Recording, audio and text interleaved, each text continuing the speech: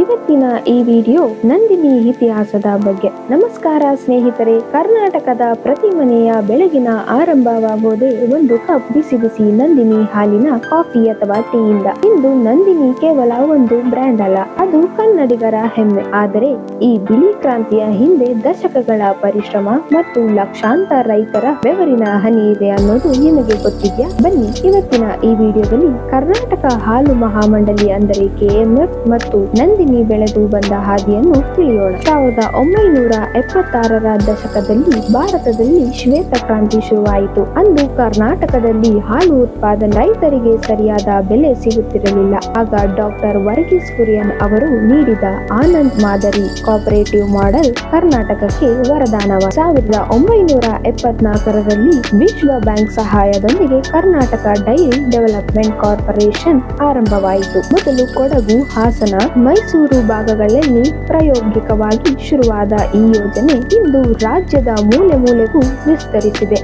ಆರಂಭದಲ್ಲಿ ಹಾಲನ್ನು ಮಾರಾಟ ಮಾಡಲಾಗುತ್ತಿತ್ತು, ಆದರೆ ಅದಕ್ಕೊಂದು ಬಲಿಷ್ಠವಾದ ಬ್ರ್ಯಾಂಡ್ ಹೆಸರು ಇರಲಿಲ್ಲ. ಆಗ ಹುಟ್ಟಿಕೊಂಡಿದ್ದೇ ನಂದಿನಿ. ಪುರಾಣದಲ್ಲಿ ಕಾಮಧೇನುವಿನ ಮಗಳಾದ ನಂದಿನಿ ಹೇಗೆ ಸಮೃದ್ಧಿಯ ಸಂಕೇತವೋ ಹಾಗೆಯೇ ಕರ್ನಾಟಕದ ರೈತರ ಪಾಲಿಗೆ ಈ ಸಂಸ್ಥೆ ಭಾಗ್ಯಲಕ್ಷ್ಮಿಯಾಯಿತು. ಇದರ ವಿಶೇಷತೆ ಏನೆಂದರೆ ಇಂದು KMF ದಕ್ಷಿಣ ಭಾರತದ 2ನೇ ಅತಿದೊಡ್ಡ ಡೈರಿ ಸಹಕಾರಿ ಸಂಘ. ಭಾರತದಲ್ಲಿ ಅಮೂಲ್ ನಂತರದ ಸ್ಥಾನ ನಂದಿನಿಯದು. ಇದು ಹಂತ ಹಂತವಾಗಿ 16 ಜಿಲ್ಲಾ ಹಾಲು ಒಕ್ಕೂಟಗಳನ್ನು ತನ್ನ ಅಡಿಯಲ್ಲಿ ತಂದಿದೆ. ನಂದಿನಿ ಇಷ್ಟು ದೊಡ್ಡ ಮಟ್ಟಕ್ಕೆ ಬೆಳೆಯಲು ಕಾರಣ ಸಹಕಾರಿ ತತ್ವ. ಮೊದಲಿಗೆ ನೇರ ಖರೀದಿ, ಯಾವುದೇ ಮಧ್ಯವರ್ತಿಗಳಿಲ್ಲದೆ ನೇರವಾಗಿ ರೈತರಿಂದಲೇ ಹಾಲು ಖರೀದಿ ಮಾಡಲಾಗುತ್ತದೆ. ಎರಡನೆಯದು ಗ್ರಾಮ ಮಟ್ಟದ ಸಂಘಗಳು. ರಾಜ್ಯಾದ್ಯಂತ ಸುಮಾರು 15,000 ಹೆಚ್ಚು ಹಾಲು ಉತ್ಪಾದಕ ಸಹಕಾರ ಸಂಘಗಳಿವೆ. ಲಕ್ಷಾಂತರ ರೈತರು, ಸುಮಾರು 26 ಲಕ್ಷಕ್ಕೂ ಹೆಚ್ಚು ಹಾಲು ಉತ್ಪಾದಕರು ಇಂದು ಈ ವ್ಯವಸ್ಥೆಯಲ್ಲಿದ್ದಾರೆ. ಇಲ್ಲಿ ರೈತರಿಗೆ ಕೇವಲ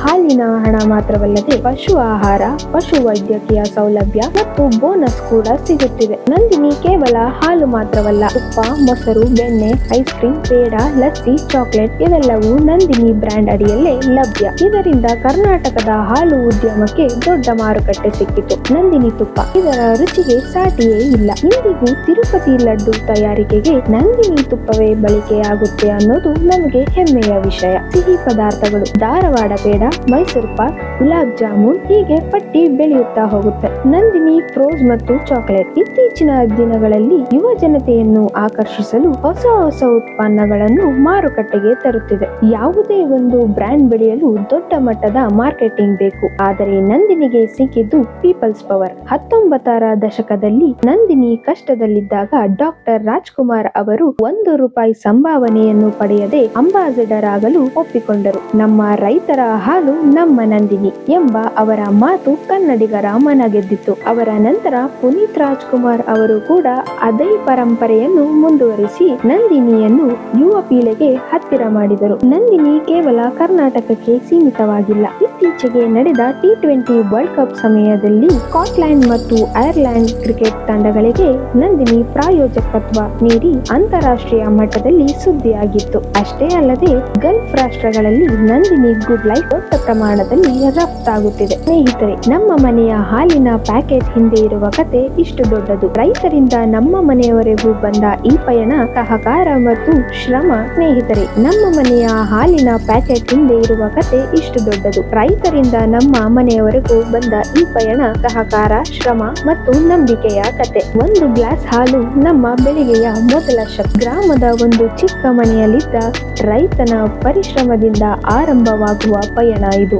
ನೇರವಾಗಿ ನಿಮ್ಮ ಮನೆಯವರೆಗೆ ಬರುತ್ತಿದೆ. ಇದು ಕೇವಲ ಹಾಲು ಅಲ್ಲ, ಇದು ಲಕ್ಷಾಂತರ ರೈತರ ಕನಸು. ಇದು ಕರ್ನಾಟಕದ ಗೌರವ. ಇದು ನಂದಿನಿ. ಸ್ನೇಹಿತರೆ, ಇಲ್ಲಿಯವರೆಗೆ ನಾವು ನಂದಿನಿಯ ಇತಿಹಾಸ, ಅದರ ತಾಂತ್ರಿಕತೆ ಮತ್ತು ಅದು ಬೆಳೆದು ಬಂದ ಹಾದಿಯನ್ನು ನೋಡಿದ್ದೇವೆ. ಆದರೆ ವಿಡಿಯೋದ ಕೊನೆಯಲ್ಲಿ ನಾವು ನೆನಪಿಡಬೇಕಾದ ಒಂದು ಮುಖ್ಯ ವಿಷಯವಿದೆ. ನಂದಿನಿ ಎಂಬುದು ಕೇವಲ ಮಾರುಕಟ್ಟೆಯಲ್ಲಿ ಸಿಗುವ ಒಂದು ಹಾಲಿನ ಪ್ಯಾಕೆಟ್ ಅಲ್ಲ, ಅದು ಕರ್ನಾಟಕದ ಲಕ್ಷಾಂತರ ರೈತರ ಕುಟುಂಬಗಳ ಬದುಕಿನ ಭರವಸೆ. ಒಬ್ಬ ಸಣ್ಣ ರೈತ ತನ್ನ ಹಸಿವಿನಿಂದ ಕರೆದ ಹಾಲನ್ನು ನಂಬಿ ತನ್ನ ಮಕ್ಕಳನ್ನು ಶಾಲೆಗೆ ಕಳಿಸುತ್ತಾನೆ, ತನ್ನ ಸಂಸಾರವನ್ನು ನಡೆಸುತ್ತಾನೆ. ನಮ್ಮ ರಾಜ್ಯದ ಆರ್ಥಿಕತೆಯನ್ನು ಹಳ್ಳಿ ಹಂತದಲ್ಲೇ ಗಟ್ಟಿಗೊಳಿಸಿದ ಈ ವ್ಯವಸ್ಥೆ ಇಡೀ ದೇಶಕ್ಕೆ ಮಾದರಿ. ಅಂದು ಡಾಕ್ಟರ್ ರಾಜ್ಕುಮಾರ್ ಅವರು ಹೇಳಿದಂತೆ, ನಂದಿನಿ ನಮ್ಮ ಹೆಮ್ಮೆ. ಇಂದು ಅಂತಾರಾಷ್ಟ್ರೀಯ ಮಟ್ಟದಲ್ಲಿ ಸ್ಕಾಟ್ಲೆಂಡ್ ಕ್ರಿಕೆಟ್ ತಂಡಕ್ಕೆ ಸ್ಪಾನ್ಸರ್ ಮಾಡುವ ಹಂತಕ್ಕೆ ಬೆಳೆದಿರುವುದು ಪ್ರತಿಯೊಬ್ಬ ಕನ್ನಡಿಗನು